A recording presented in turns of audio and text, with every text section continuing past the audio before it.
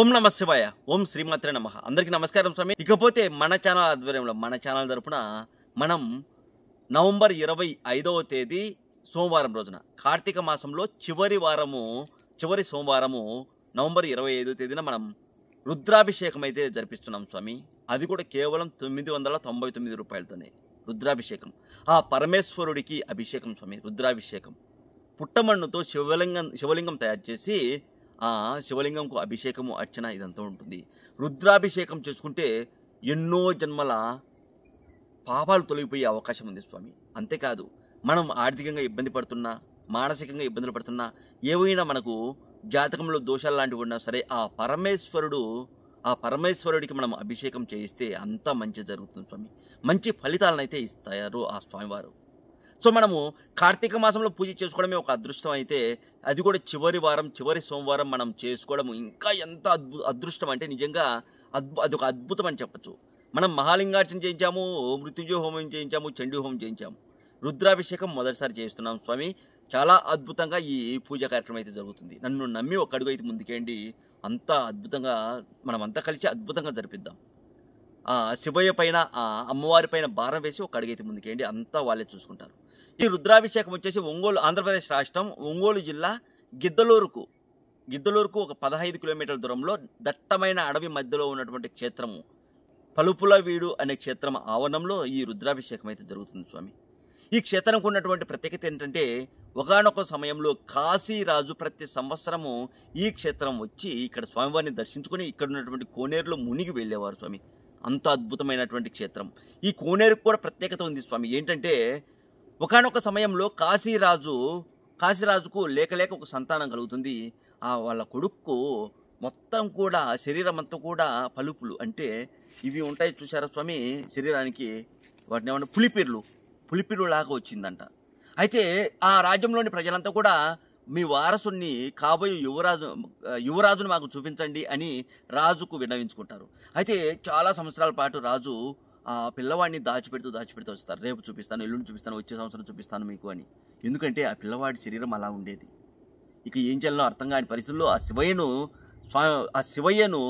శివయ్యకు పూజ చేసుకుంటే ఆ రాజు శివయ్య కనిపించి ఇక్కడి నుంచి ఇలా ఈ మార్గం గుండా మీరు వెళ్ళండి, ఈ మార్గం గుండా కనబడే ప్రతి శివాలయంలోనూ నన్ను దర్శించుకుంటూ అక్కడ ఉన్నటువంటి కోనేరులో మీరు స్నానం చేస్తూ వెళ్ళండి, కోనేరులో మునుగుతూ వెళ్ళండి. ఏదో కోనేరులో అయితే ఆ పిల్లవాడి మీ కుమారుడికి ఆ అస్వస్థత నయమైపోతుంది అని చెప్తారు. అలా కాశీరాజు కాశీ నుంచి బయలుదేరి మన దక్షిణ భారతదేశంకి వచ్చినప్పుడు ఈ క్షేత్రం ఆవరణంలో ఉన్నప్పుడే అందరు నిద్రపోతున్న సమయంలో ఆ పిల్లవాడు పోయి ఆ కోనేరులో స్నానం చేయడం. ఒక 5 ఏళ్ల బాలుడు స్వామి. ఆ 5 ఏళ్ల బాలుడిని గుర్రం పైన ఎక్కించుకొని సైన్యంతో కలిసి కథలు వచ్చారు కాశీరాజు. ఎవరికి తెలియకుండా ఆ పిల్లవాడు ఆ కోనేరులో పోయి మునగడము. తెల్లవారి రాజు చూసేసరికి ఆ పిల్లవాడు చాలా అద్భుతంగా ప్రకాశవంతంగా వెలుగుతూ ఉండడము చూసి చేతులెత్తి దండం పెట్టారు ఇక్కడ శివలింగం, ఇక్కడ శివయ్యకు. అప్పటి నుంచి కూడా ప్రతి సంవత్సరం వచ్చి ఆ దట్టమైన అడవి మార్గం గుండా వచ్చి క్షేత్రంలో పూజలు చేసి వెళ్ళేవారట కాశీరాజు. ఇలా చెప్పుకుంటూ పోతే చాలా అద్భుతమైన చరిత్ర కలిగినటువంటి క్షేత్రం స్వామి. ఈ క్షేత్రం ఆవరణంలోనే మనం ఈ రుద్రాభిషేకం జరిపిస్తాము. నిజంగా ఎంతో అదృష్టం ఉంటే కానీ ఈ అవకాశం అయితే మనకు దక్కదు. అది కూడా కార్తీక మాసంలో చివరి సోమవారం రోజున. ఎంత అద్భుతంగా ఉంటుంది. నా మీద నమ్మకం ఉంది కదా, మన ఛానల్ మీద నమ్మకం ఉంది కదా, తప్పకుండా అద్భుతంగా జరిపిద్దాం స్వామి. నన్ను నమ్మి ఒక అడిగైతే ముందుకేయండి. నిజంగా మన జీవితంలో మార్పు ఈ రుద్రాభిషేకంతో వస్తుందేమో ఒక్కసారి ఆలోచించండి. కొంతమందికి వాళ్ళ పాప కర్మలు అంటే పూర్వజన్మ కర్మలను బట్టి కొందరికి ఒక పూజతోనే మంచి జరుగుతుంది, మరికొందరికి 2 పూజలు, మరికొందరికి 10 పూజలు. ఇలా చెప్పుకుంటూ పోతే ఎవరికి ఏదో ఒక రోజున వాళ్ళు చేసే పూజల కారణంగా మంచి జరుగుతుంది స్వామి. వాళ్ళ జీవితంలో మార్పు వస్తుంది. ఆ పూజ ఇదే అయి ఉండొచ్చాము. ఒక్కసారి ఆలోచించండి. కేవలం 999 రూపాయలంటే ఎక్కడ పోలేదు స్వామి. ఒక్కరోజు ఆదివారం రోజు మనం బయటికి వెళ్తే అయ్యే ఖర్చు. కానీ ఆ 999 రూపాయలతోనే మన జీవితంలో మార్పు వస్తుందంటే ఇంకేం కావాలి? ఇంకా అంతకంటే ఏం కావాలి మనకు? ఆ పూజ ఇదే అనుకోండి. ఖచ్చితంగా మీ పేర్లు గోత్రనామాలు నమోదు చేసుకోండి. నా మీద నమ్మకంతో ఆ అమ్మవారి అయ్యవారి మీద భారం వేసి ఒక అడుగైతే ముందుకేయండి. అంత మంచి జరుగుతుంది. ఇక ఈ రుద్రాభిషేకంకు పేర్లు గోత్రనామాలు నమోదు చేసుకుంటారో వాళ్లకు 2 రుద్రాక్షలు, అలాగే ఒక శివలింగం అయితే నేను ప్రసాదంగా పంపుతాను స్వామి. ఓకేనా? వీలైనంత తొందరగా మీ పేర్లు గోత్రనామాలు నమోదు చేసుకుని, తక్కువ సమయం ఉంది, అదిగా కార్తీక మాసం కాబట్టి ఎక్కువ మంది వస్తుంటారు. తక్కువ మందితో అయితే ఈ అభిషేకం, ఈ రుద్రాభిషేకం అయితే చేద్దాం అనుకుంటున్నాము. ఆ తక్కువ మందిలో మీరు కూడా ఉండేలా చూడండి. మీరు కాల్ చేసి మీ పేర్లు గోత్రనామాలు నమోదు చేసుకోవాల్సిన నెంబర్ 7981961643, 7981961643. ఈ నెంబర్కి కాల్ చేసి లేదా వాట్సాప్లో మెసేజ్ రూపంలో మీ పేర్లు గోత్రనామాలు నమోదు చేసుకోవచ్చు. పేమెంట్ చేశాక మీరు స్క్రీన్ షాట్ పెడితే సరిపోతుంది స్వామి, అంతే. ఓకేనా? ఓం నమః శివాయ, ఓం శ్రీమాత్రే నమః, జై భవానీ. హాయ్ ఓవర్స్, నేను మీ ప్రవీణ్, మీరు చూస్తున్నారు ప్రవీణ్ తెలుగు ట్రావెలర్ ఛానల్. ప్రస్తుతం అయితే నేను ఆంధ్రప్రదేశ్ రాష్ట్రం కడప జిల్లా బద్వేలుకు సిద్ధవటం కోట మీకు తెలిసి ఉంటుంది. బద్వేలుకు సిద్ధవటంకు కోటకు మధ్యలో కపర్తేశ్వర కోన అని ఒక ప్లేస్ అయితే ఉంటుంది. జలపాతం ఉంటుంది, అలాగే ఇక్కడ శివాలయం కూడా ఉంది. అతి పురాతనమైనటువంటి ఆలయం. మరొక విషయం ఏంటంటే, ఒకానొక సమయంలో, అంటే ఈ ప్రాంతంలో ప్రజలు లేని సమయంలో, ఇక్కడ ఉన్నటువంటి శివలింగంకు, ఇక్కడ ఉన్నటువంటి ప్రదేశంకు ప్రతిరోజు కూడా పులులు, సింహాలు ఇలాంటి జంతువులు వచ్చి ఇక్కడ ఉన్నటువంటి శివలింగంకు అవే నీరు తీసుకొచ్చి అభిషేకం చేసి పూజలు చేసుకొని వెళ్ళేటి అంట. ఆ తర్వాత మునులు, ఋషులు వీళ్ళంతా కూడా ఈ దేవాలయం ఆవరణం రావడం, ఇక్కడ పూజ చేయడం మొదలుపెట్టిన తర్వాత దూరం నుంచి పులులు, సింహాలు చూసి వెళ్ళిపోయేటి అంట. సరే వీళ్ళు పూజ చేసుకుంటున్నారు కదా అని. సో ఆ తర్వాత కాలక్రమేణా ఇంకా పులులు, సింహాలు అట్లాంటి ఏం రావడం అయితే లేదు. ప్రస్తుతానికైతే ఎలుగుబంట్లు ఇలాంటివి అయితే ఈ ప్రదేశానికి వస్తున్నాయని చెప్తారు. ఇక్కడ ఉన్నటువంటి శివలింగంకు, ఇక్కడ ఉన్నటువంటి స్వామివారికి దండం పెట్టుకుని వెళ్తాయని చెప్తారండి. ఇక్కడ ఇది అడవి పందులు ఇవి ఉంటాయి కదా, ఇవి.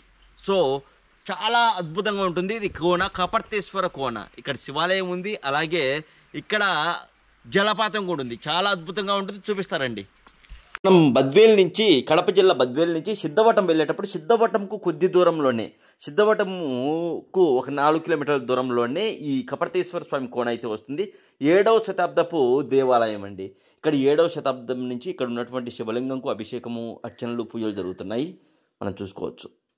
వెళ్దామా మరి? మెయిన్ రోడ్లో నుంచి మనం ఇట్లా లోపలికి అయితే ఫారెస్ట్లోకి అయితే వెళ్ళాల్సి ఉంటుంది. కొద్ది దూరం మాత్రమే. కొద్ది దూరం వెళ్ళంగానే మనకు దేవాలయం అయితే కనిపిస్తుంది. అలాగే ఇక్కడి నుంచి మనం వెళ్ళేటప్పుడు పైనుంచి ఒక పెద్ద జలపాతం పడుతూ ఉంటుంది. నేను మ్యాక్సిమం ట్రై చేస్తాను, చూడండి, చూపించడానికి. పదండి వెళ్దాం. మనం ఈ కపర్తేశ్వర కోనకు వెళ్ళేటప్పుడు ఇలా అయితే సిమెంట్ రోడ్డు ఉంటుంది, చూడొచ్చు మీరు. సిమెంట్ రోడ్డు, ఈ రోడ్డు మార్గం ఉంటే మనమైతే వెళ్తామండి. మనకు బైకులు కూడా కోన దగ్గరికి, జలపాతం దగ్గరికి మనకు బైకులు కూడా వెళ్తాయి. చూడచ్చు మీరు క్లియర్గా. చుట్టూ కొండల నడుమ అయితే ఈ కపర్తేశ్వర కోన అయితే ఉంటుంది. అక్కడ పైన శివలింగాలు అయితే ఉండేటుంటాయి, అదో అక్కడ దూరంగా.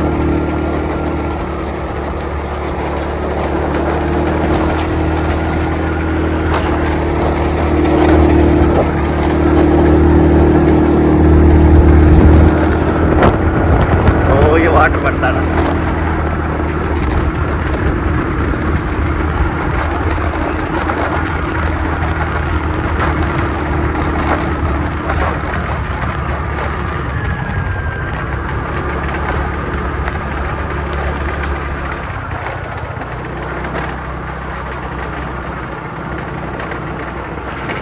పల్లట ఇదో మనమైతే ఇటైతే రావాలి. ఈ దారి గుండా అక్కడ చెక్ పోస్ట్ ఉంది. చెక్ పోస్ట్ దగ్గర నుంచి మనం అయితే వస్తాము. ఇదో కొద్ది దూరం వచ్చాక ఇలా స్టెప్స్ అయితే ఉంటాయి. ఈ స్టెప్స్ ద్వారా మనమైతే వెళ్ళాల్సి ఉంటుంది జలపాతం దగ్గరికి. పదండి వెళ్దాం. ఇలా స్టెప్స్ ఎక్కి మనమైతే వెళ్ళాల్సి ఉంటుంది. జలపాతం దగ్గరికి వెళ్ళి అక్కడ జలపాతం, అక్కడ ఉన్నటువంటి శివాలయం మొత్తం కూడా మనం చూద్దాం.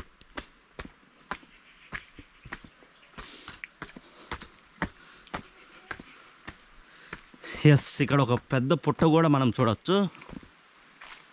ఇక్కడ ఎక్కువగా కోతులు. ఇటు చూపిస్తాను.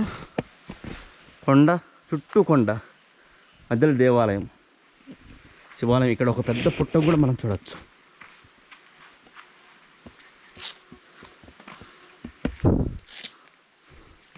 పుట్ట,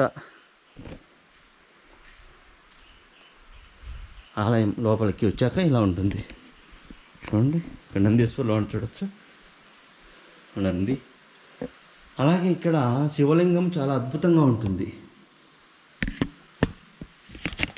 ఓం నమః శివాయ, హర హర మహాదేవ్.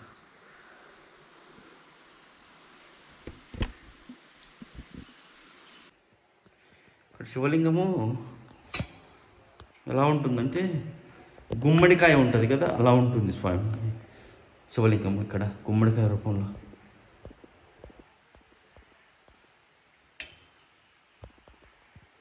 గుమ్మడికాయ ఉన్నట్టు ఉంటుంది.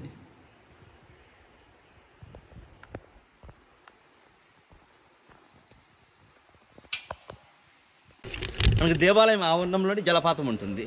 ఆ జలపాతాన్ని చూద్దాము. ఇదిగో నా వెనుక సైడ్ ఉంది కదా, ఇదే దేవాలయం. కపర్తేశ్వర స్వామి కోన ఎన్ని అయితే పిలుస్తారో జలపాతం దగ్గరికి వచ్చాము. వావ్, దగ్గరికి వచ్చాము జలపాతం దగ్గరికి. ఇదే దేవాలయం అంతా కూడా వెనక సైడ్. ఏంది ఈ నీళ్ళ? అవును, ఆడిపోతుండే కాదు. ఇదన్నా మొత్తం చూసిన స్వామి ఇంత ముందు నేను ఇట్ట పోతుంది. 2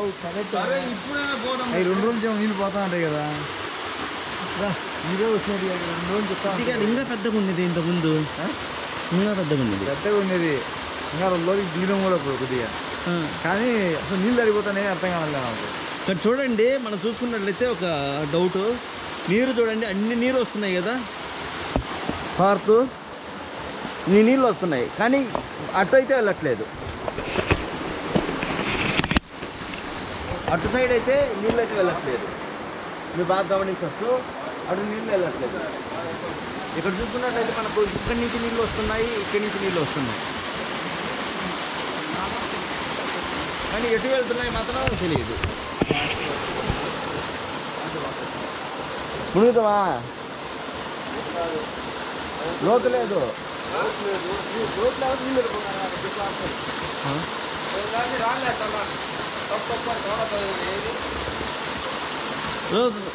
కాదు, నేను వచ్చినప్పుడు ఇంత లేదు.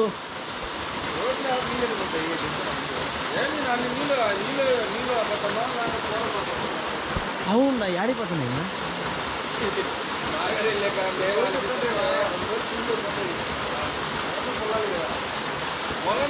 రెండు రోజుల నుంచి నీళ్ళు ఇలాగే పారుతున్నాయంట, కానీ ఎక్కడే పోతున్నాయి మాత్రం ఎవరికి తెలియదు.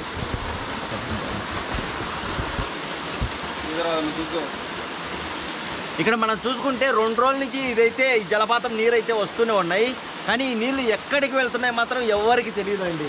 చూడండి, నీళ్ళు పడినట్టే ఇంకా ఎక్కడికి వెళ్తున్నాయో తెలియదు. మామూలుగా ఇంతసేపటి నుంచి పడితే కనీసం ఇటు పైకి రావాలి కదా, ఎక్కడికి పోతుంది. అక్కడ ఒక కాలువ ఉంది, కానీ ఆ కాలువ బట్టి నీరే పారడం లేదు, అసలు ఒక చుక్క కూడా పారడం లేదు. ఇదేంటి అంటే విచిత్రంగా ఉంది. అసలు ఇలా చెప్పిన ఇద్దరికి ఏది నాకు నీళ్ళు చూసిండ్రు పోతుంది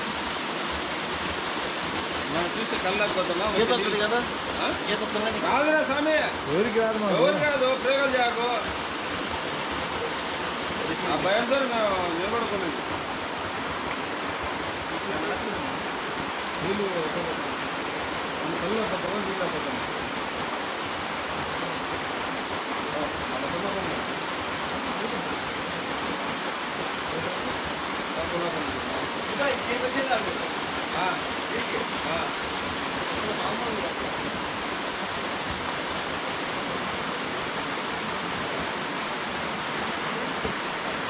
ఆనిచ్చింగా పెద్దగా మారుతుంది పైన నీళ్ళు.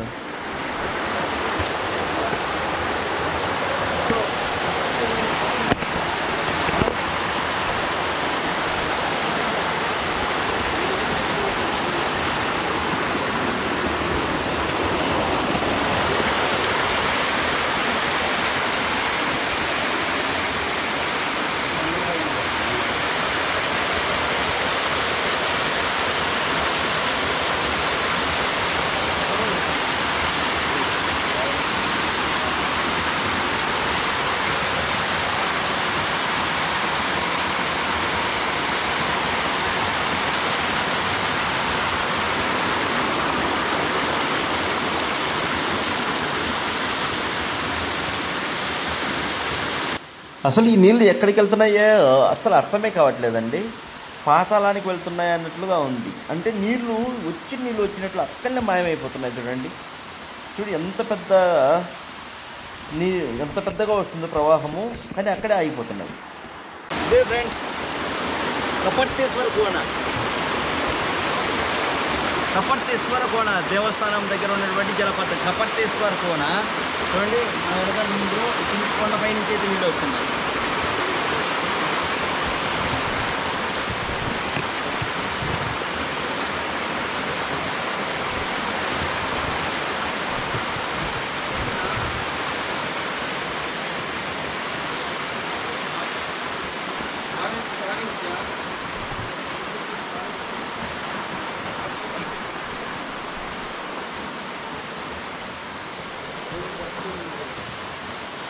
చూడడానికి చిన్నగా ఉంది, కానీ లోతు ఎక్కువ ఉన్నట్లుంది. నీళ్ళంటే ఎక్కడికి పోతున్నాయి ఎవరికి తెలియదు.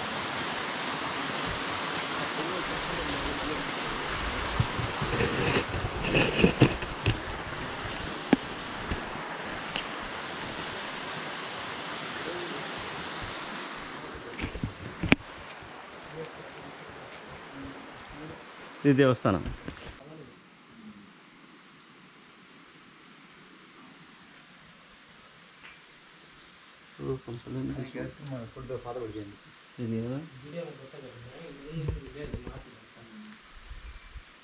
చూడు ఇక ఈ వీడియోకి లైక్ కొట్టండి. ఈ వీడియోని మీ ఫ్రెండ్స్కు ఫ్యామిలీ మెంబర్స్కు షేర్ చేయండి. అలాగే ఇప్పటివరకు మన ప్రవీణ్ తెలుగు ట్రావెలర్ ఛానల్ని సబ్స్క్రైబ్ చేసి ఉండకపోతే ఇప్పుడే సబ్స్క్రైబ్ చేయండి. అలాగే మీకు ఒక విషయం ఏంటంటే కార్తీక మాసంలో చివరి సోమవారం రోజున రుద్రాభిషేకం ఉంది. ఒక్కసారి ఆలోచించండి. నిజంగా కార్తీక మాసంలో మనం పూజ చేయించుకుంటే నిజంగా ఎంతో మంచి జరుగుతుంది. ఈ అవకాశాన్ని అయితే ఎవ్వరూ మిస్ చేసుకోకండి. ఇక్కడ చూస్తూనే ఉండండి ప్రవీణ్ తెలుగు ట్రావెలర్ ఛానల్.